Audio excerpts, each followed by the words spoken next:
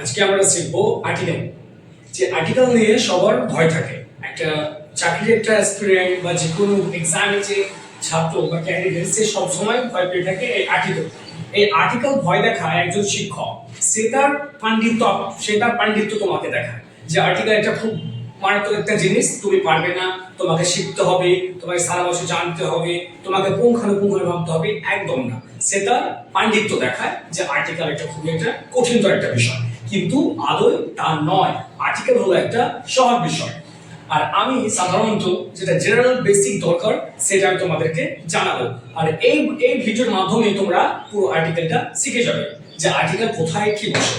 আমি কিছু সহজ দেবো, তারপর তোমাদের কিছু আমি অ্যাডভান্স বা ব্যতিক্রম কিছু রুলস বলে দেবো, যে রুলসগুলো অর্থাৎ এই ভিডিওটা দেখলে তোমাদের আর্টিকেলের পুরো যে কনসেপ্ট সেটা ক্লিয়ার হয়ে যাবে আশা করি। তো চলো আমরা শিখি আর্টিকেল। আর্টিকেল আমরা প্রথমে জানবো আর্টিকেল হলো দুই প্রকার। আর্টিকেল দুই প্রকার, একটা ডেফিনিট আর একটা হলো ইনডেফিনিট। একটা ডেফিনিট একটা ইনডেফিনিট।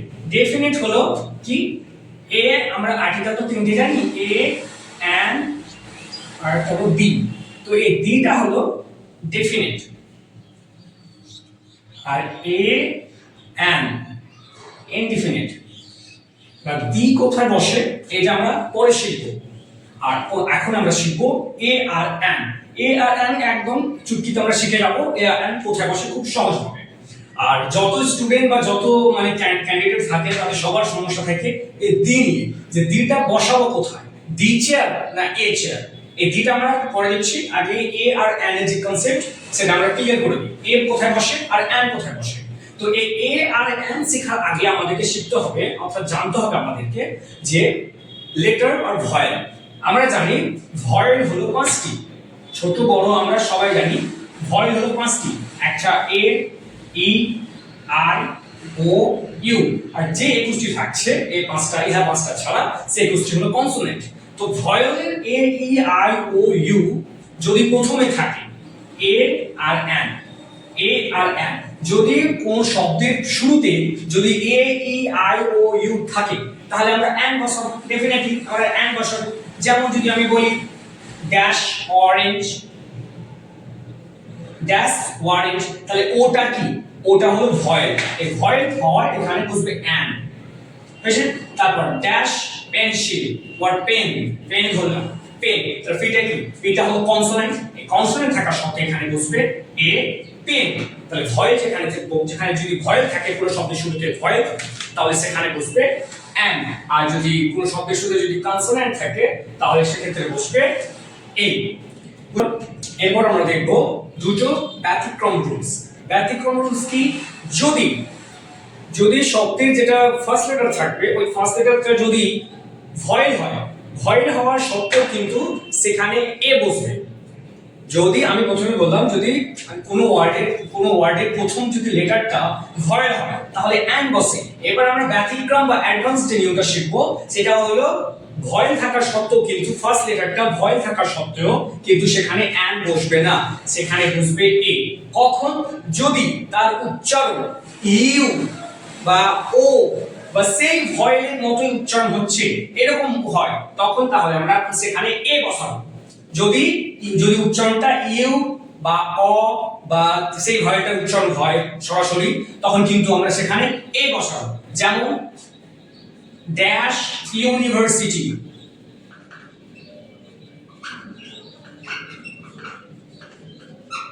ইউনিভার্সিটি, ইউ এটা একটা সরাসরি একটা ভয়েল আমরা দেখতে পাচ্ছি, সে একা উচ্চারণ হচ্ছে আর ইউ উচ্চারণ হচ্ছে, তাহলে এখানে এ বসবে।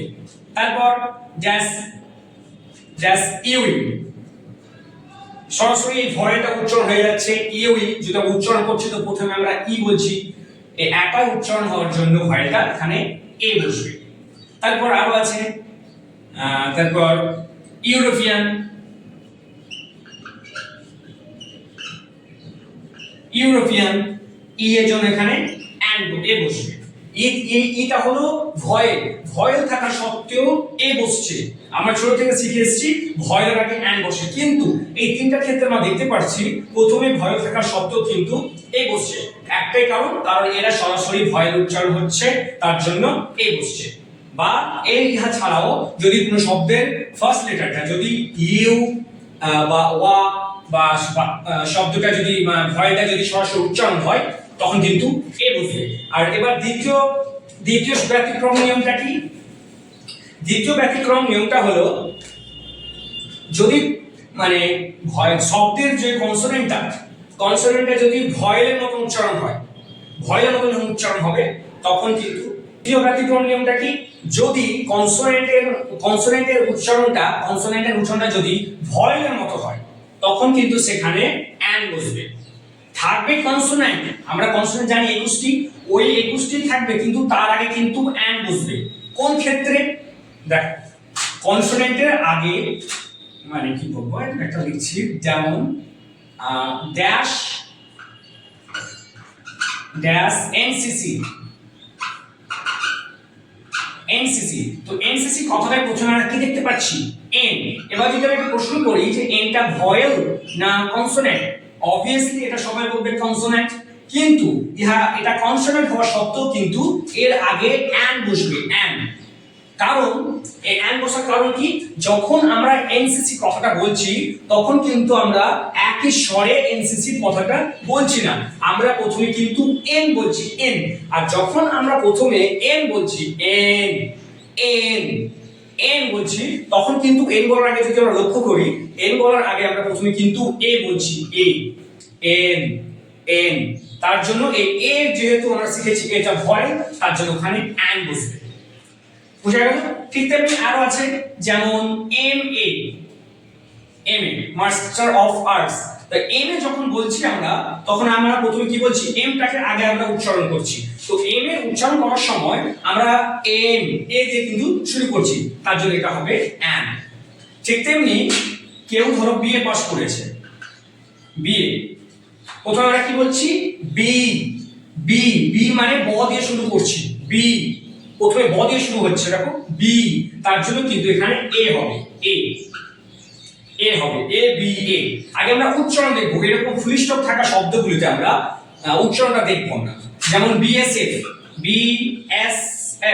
প্রথমে আমার কি আছে? বি, ব দিয়ে শুরু হচ্ছে, বি, তার জন্য এখানে এ হবে। আরো আছে, তারপর এসবি, তার মানে আমার SMS, dash SMS, dash SMS. যখন আমরা এসএমএস কথাটা বলছি প্রথমে আমরা কি বলছি? এস। তো যখন আমরা এস বলছি, এস বলার আগে কিন্তু আমরা এ কথাটা বলছি, এ। আর এ আমরা জানি ভয়েল, তার জন্য ওখানে বসবে অ্যান, এসএমএস।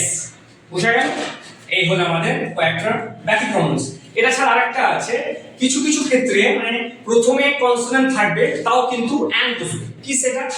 যেমন অনেস্ট, আমি লিখে দিচ্ছি তিনটা শব্দ, অনেস্ট, আওয়ার, অনার, তারপর অনার্স,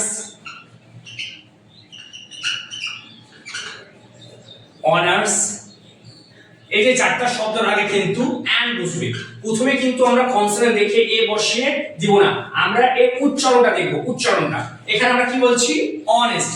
আমি কিন্তু এইচ এর উচ্চারণটা করছি না, আমি বলছি অনেস্ট, ONEST, অনেস্ট। মানে কি? এখান থেকে শুরু হচ্ছে অটা, আর এইচটা বাদ হয়ে যাচ্ছে, যেহেতু আমরা শিখেছি এটা ভয়েল, তার জন্য অ্যান বসবে। এটাকে বলা হয় সাইলেন্ট লেটার। এই লেটারটা বা এই অক্ষরটা উচ্চারণ হচ্ছে না, তার জন্য এটাকে আমরা বলবো সাইলেন্ট লেটার। এইচটা হলো এখানে সাইলেন্ট লেটার। এটার উচ্চারণ যদি হনেস্ট হতো শুরুতে, এটার উচ্চারণ যদি হনেস্ট হতো, হ্যাঁ হনেস্ট, তখন কিন্তু এ বসতো, দ্যাটস হনেস্ট। যেহেতু এইচটা হলো কনসোনেন্ট, সেক্ষেত্রে আমরা এ বসাবো। কিন্তু এখানে আমরা দেখছি এই চারটা শব্দে প্রথমে এইচ থাকা সত্ত্বেও, কনসোনেন্ট থাকা সত্ত্বেও এর আগে উচ্চারণ হচ্ছে ও থেকে উচ্চারণ হচ্ছে অনার্স, অনার, তারপর আওয়ার, এই যে উচ্চারণটা হচ্ছে না, তার জন্য যেহেতু এই ওটা হলো ভয়েল, সেই ক্ষেত্রে আমরা অ্যান বসাবো। বুঝা গেল? এটা হলো একটা বেসিক একটা ফর্মুলা, যেটা আমাদেরকে মুখস্থ নয়, এটা আমাদেরকে একটু পয়েন্ট করে রাখতে হবে যে হ্যাঁ এই চারটার ক্ষেত্রে অ্যান বসে। বাস এটাই সমস্যা থাকে, সেটা হলো দি। এই দি কোথায় বসাবো? দি দি কার ক্ষেত্রে বসাবো, কার ক্ষেত্রে বসাবো না। যদি আমরা বাক্য লিখি ড্যাশ কাউ বা লায়ন ইটস গ্রাস,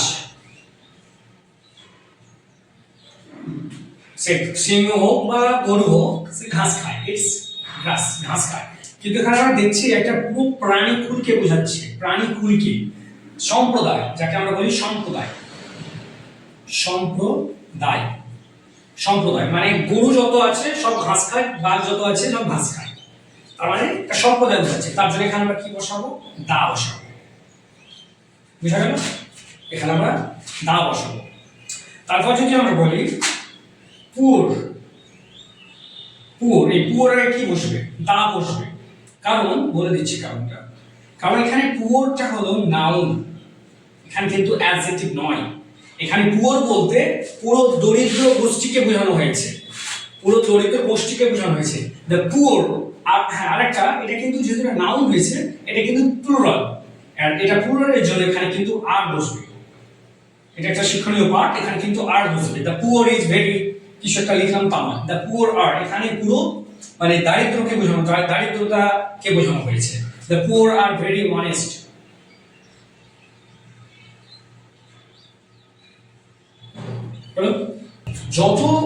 যত মিউজিক্যাল ইনস্ট্রুমেন্ট আছে, যত মিউজিক্যাল, যেমন Rohit she played drum, say drum বাজায়, বাজিয়েছিল, সে ড্রাম বাজায়। তাই এটা কি? এটা একটা মিউজিক্যাল ইনস্ট্রুমেন্ট। যত মিউজিক্যাল ইনস্ট্রুমেন্ট আছে, যত মিউজিক্যাল ইনস্ট্রুমেন্ট, আর তার সাথে সাথে যত মিউজিক্যাল ইনস্ট্রুমেন্ট আছে তার ক্ষেত্রে কিন্তু দা বসবে। She play the drum, drum হলো, তার সাথে সাথে যদি প্লে, প্র্যাকটিস,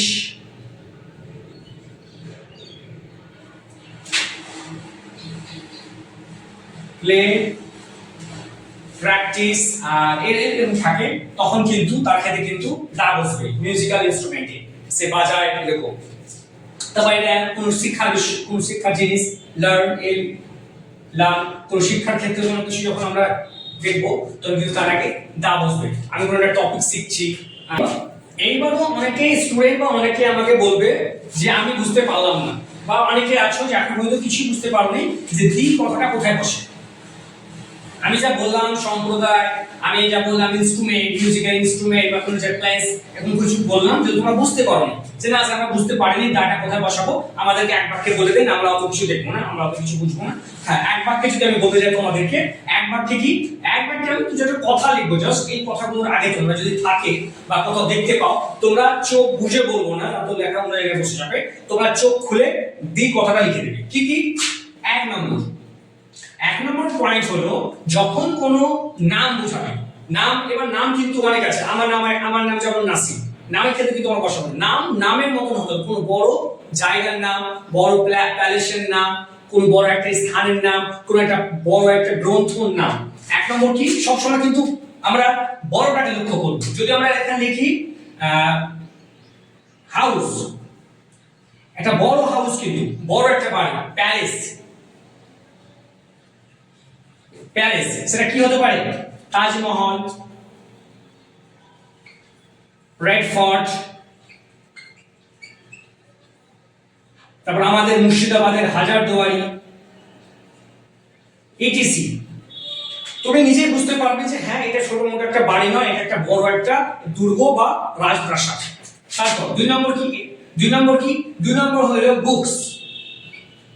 বুকস, যত আমরা ছোট ছোট দেখেছি, মোটা মোটা বইগুলো আমরা দেখেছি, গ্রন্থ যাকে আমরা বলবো, বুকস বা গ্রন্থ বলতে পারি না, গ্রন্থ, সেগুলো কি গ্রন্থ হতে পারে? সেগুলো এডুকেশন রিলেটেড হতে পারে বা ধর্মের কোনো বই হতে পারে, যেমন আমরা বলতে পারি কোরআন, রামায়ণ, এগুলো কি? এগুলো হলো পবিত্র গ্রন্থ। গীতা হলো এরকম কোন গ্রন্থের নাম বোঝাবে, তখন এদের ক্ষেত্রে কিন্তু আমরা দা বসাবো। এর ক্ষেত্রে যত রাজপ্রাসাদ আছে দা, এরকম বড় কোনো গ্রন্থের নাম বা কোনো ধার্মিক বইয়ের নাম তখন কিন্তু দা, হ্যাঁ, বা যখন কোনো নক্ষত্র বা গ্রহ এমনটা বোঝাবে তখন কিন্তু দা। যেমন আর্থ, আর্থ মানে কি পৃথিবী, আর্থ মানে পৃথিবী, তার আগে বসে দিলাম দা। হলো স্টার, দ্য স্টার। তারপর দা সান, দা সান হলো। 4 নম্বর কি পাহাড় বা পর্বত, যেমন মাউন্ট এভারেস্ট, দা মাউন্ট এভারেস্ট হবে, এভারেস্ট হলো। তারপর দা শান্দাকুফু।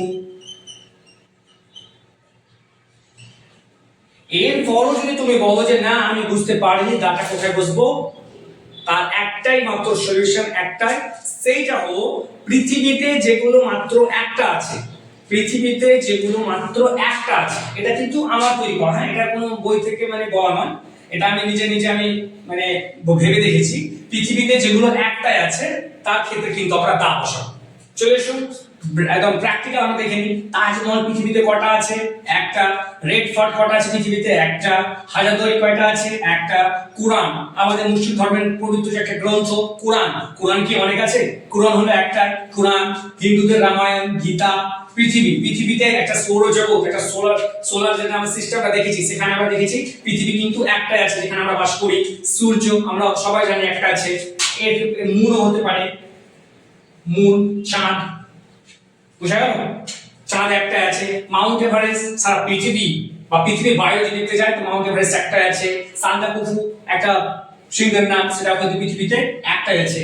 অর্থাৎ আমরা এক কথায় যদি বলতে চাই শুধুমাত্র অ্যাভারেজ স্টুডেন্টের জন্য যে স্যার অ্যাকচুয়ালি আমরা দাটা বসাবো কোথায়, একমাত্র শুধু যেগুলো পৃথিবীতে একটা আছে, এটা কিন্তু সাধারণ বা অ্যাভারেজ স্টুডেন্টের জন্য। পৃথিবীতে যা একটি মাত্র, যা একটি মাত্র, তার ক্ষেত্রে দা বসবে, বুঝা গেল? তার ক্ষেত্রে দা বসবে, পৃথিবীতে যেগুলো একটা আছে। আশা করি এই নিয়ে তোমাদের কোনো কনফিউশন বা কোনো কিছু থাকবে না। এরপর আমাদের কি করতে হবে? প্র্যাকটিস। তোমরা বই পাবে প্র্যাকটিস সেট, যেটা হোক মাধ্যমিক বা এইচএস বা চাকরি লেভেলের কোনো এক্সাম, এরকম অনেক এক্সাম পেপারে তোমরা ইংলিশটা মাস্ট দেখতে পাবে যে আর্টিকেল আর প্রিপোজিশন এই দুই বলে কথা থাকে। আর্টিকেল আর প্রিপোজিশন, প্রিপোজিশন আমরা পরে শিখবো, কিন্তু এই দুই কথা একসাথে থাকে। মাধ্যমিকে প্রায়শই পড়ে বা বিভিন্ন রকমের চাকরির পরীক্ষা বা রেলওয়ের পরীক্ষা, অনেক পরীক্ষা কিন্তু এগুলো পড়ে। আমাদেরকে একটু করে একটু প্র্যাকটিস করতে হবে, ধৈর্য ধরতে হবে, আর আমাদেরকে মেইনটা মানেটা আমাদের বুঝতে হবে। বাস এই করে আমরা প্র্যাকটিস করব। তোমাকে কেউ আটকাতে পারবে না আর্টিকেলে, কোনো পাণ্ডিত্য, কোনো টিচারের কথা শিখতে হবে না যে তোমাকে মানে নোট দেওয়া হবে একগুচ্ছ আর তুমি পারবে না, আর নোট দিলে তুমি বুঝতে পারবে না। আমি তো দেখেছি, আমি নিজে দেখেছি তাজমহলের আগে দা বসেছে আর চেয়ারের আগে এ বসেছে। আমি কোনোদিন ভেবে দেখিনি যে দাটা কি আর এটা কি কেন বসলো। আমি মনে রাখতাম ছোটতে যে হ্যাঁ তাজমহল এ বসবে, তাজমহল দা বসবে, অ্যাপেলের আগে কিন্তু অ্যান বসে, এভাবে আমি মুখস্থ রেখেছিলাম ছোটতে। যখন আমি ক্লাস 6-7 এ পড়তাম তখন আমি মনে রাখতাম, কিন্তু না তোমরা মনে রাখবে না, তোমরা 3-4টা জিনিস ফলো রাখবে। তোমরা আমি যা যা বলেছি তোমরা পয়েন্ট করে নেবে, হ্যাঁ কোথায় কোথায় বসেছে, কোনটা কোথায় বসেছে, কি ক্ষেত্রে বসেছে, বাস এই নিয়ে প্র্যাকটিস করে যাও, তোমাকে আর্টিকেলে কেউ পারবে না। Good bye.